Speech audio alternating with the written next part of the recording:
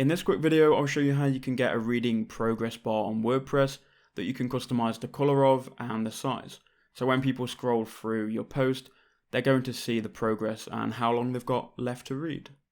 So from your WordPress dashboard, all we need to do here is go to plugins and then add new.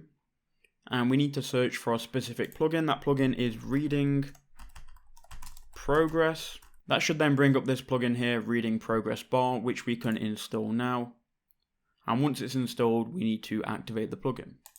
Okay, so now we've done that, we can go into settings and go to reading progress bar. And here we can customize the height of the progress bar, the color, the background color, the position, and you can customize where the bar actually shows on your blog. So for the demonstration, I had it on 20, which in my opinion is a little bit too high. So I'm going to change it to 10. I'm going to change the foreground color to, or we'll just change it to a yellow or an orange for the video.